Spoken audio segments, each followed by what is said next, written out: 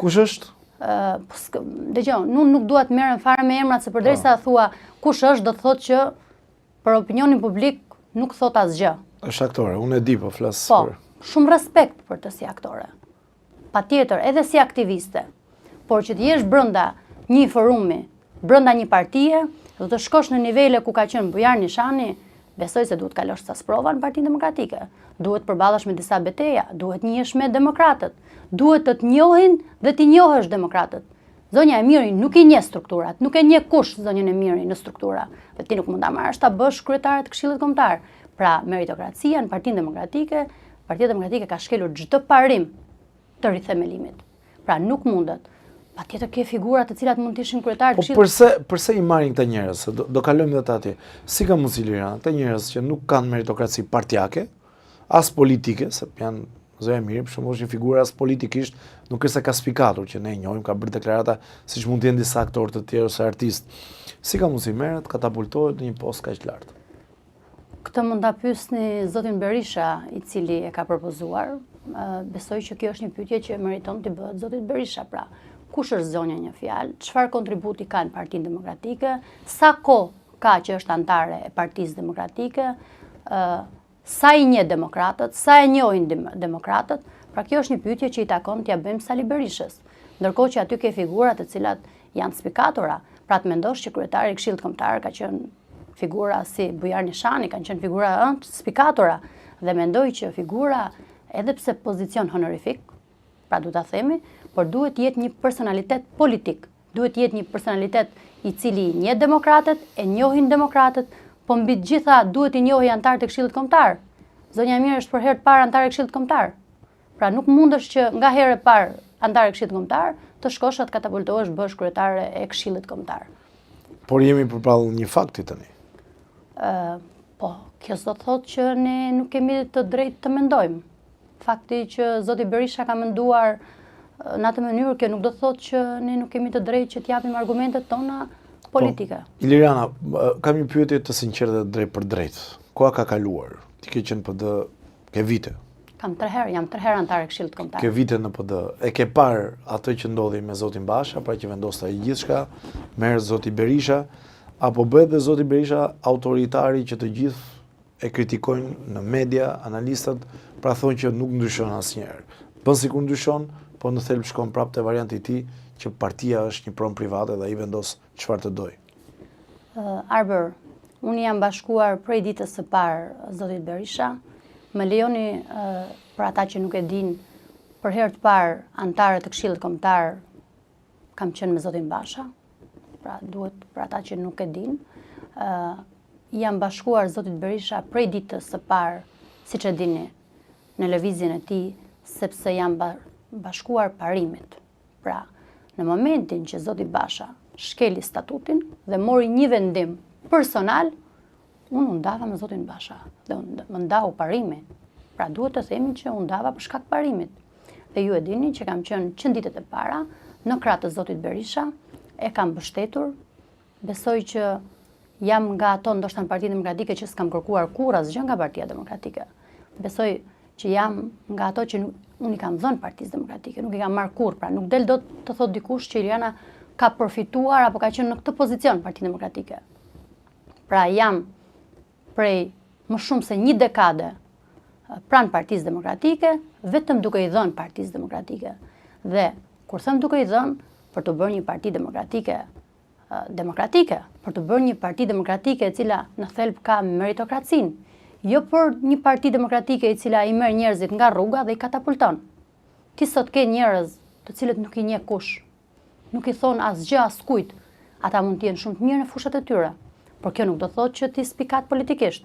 Dhe besoj se karriera politike në një parti duhet të jetë me shkallë, duhet të jetë hap pas hapi. Pra ti nuk mund ta marrësh dikë nga rruga dhe ta çosh në drejtimin e organeve më të larta në Partinë Demokratike, ndërkohë që nuk e njeh askush. Nuk e njeh askush në struktura, duhet të njohin strukturat, duhet të njohin baza, duhet të njohin demokratët. Dhe kur ti bën këtë te i kalim, unë mendoj që në radhë parë e dëmton Partinë Demokratike, se individin patjetër që e dëmton, se cili do që në gjithë shkallët pa e kuptuar se si funksionon atje poshtë, më besoj që nuk e ka aftësinë për të drejtuar mirë lart. Prandaj duhen gjithë shkallët një nga një dhe prandaj duhet të jetë meritokracia në Partinë Demokratike. Dhe me zotin Basha unë jam ndarë për shkak të statutit. Dhe me cilin do që shkel statutin, ndarja ime është patjetër në mënyrë kategorike, pra. Cili do që shkel statutin. Do të merrni hapa të tjerë Iliriana për këtë situatë dhe je vetëm nuk të betej apo ka dhe njerëz të tjerë që mendojnë si ty? Do të bëj gjithçka. Do të bëj gjithçka për ta kthyer në legjitimitet Partinë Demokratike. Partinë të cilën kam investuar kohën time, partinë për të cilën kam bërë betejë politike. Më lejoni, jam ndër njerëzve që janë përplas me bandat kriminale, apo jo? Nuk është fort të thjesht për një femër në politikë ti dalësh ballë për ballë bandave kriminale. Kam bërë denoncime ndoshta në SPAK, futem ndoshta ndër figurat që kanë bërë më shumë denoncime në SPAK. Dhe këtë e kam bërë për Partinë Demokratike. Dhe këtë betejë që po bëj për statutin, për legitimitetin, për meritokracinë, për shpëtimin e PD-s, po e bëj pikërisht për ata demokratë të cilët na kanë ndjekur dhe na kanë besuar. Dhe ne ja u kemi borxh, jo vetëm unë, por rreth parë zoti Berisha dhe më pas të tjerët, ja u kemi borxh atyre demokratëve, 500.000 demokratëve që na ndoqën në ditë të vështira për Partinë Demokratike, pa logo, pa vul, pa seli, dhe ata ishin aty. Por duke sikur janë harruar ato. Po, Partia Demokratike është e vërtetë që e ka harruar i themelimin. Partia Demokratike jo thjesht njerëzit e rithemelimit, por edhe mbi baza që u ngrit rithemelimi, mbi meritokracinë, mbi ato të cilat realisht na ndoqën mira demokrat, na duartërokitën mira shqiptarë të cilët nuk ishin me Partinë Demokratike, por foltoria duhet të themi zgjoi një shpresë të jashtëzakonshme dhe atë çka ju premtuam demokratëve në çdo rreth, kam qenë në çdo rreth me zotin Berisha. Vetëm në Korçë edhe një qytet tjetër, e kam ndjek kudo zotin Berisha.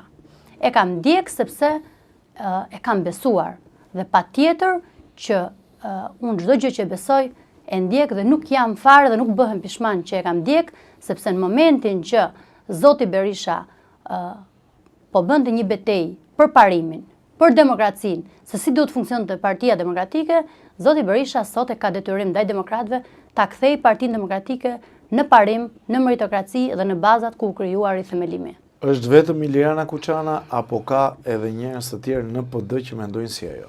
Jo, nuk është vetëm Iliriana Kuçana, ka deputet, ka antar të Këshillit Kombëtar, ka antar të kryesie, të cilët takimet tona që i kemi të vazhdueshme mendojnë një lloj si ne. Pra janë njerëz të cilët e duan Partinë Demokratike, duan ta shpëtojnë Partinë Demokratike dhe duan që demokratët t'ju shpërblehet duke ardhur në pushtet Partia Demokratike, duke qenë alternativë qeverisëse Partia Demokratike. Dhe ata të cilët, për hir të vërtetës, mendojnë si Iliriana, nuk janë pak, po janë mazhorancë, të cilët mendojnë si Iliriana, që po, mulizimi, mungesa e meritokracisë, katapultimi në Partinë Demokratike nuk bën gjë tjetër veç se dëmton Partinë Demokratike.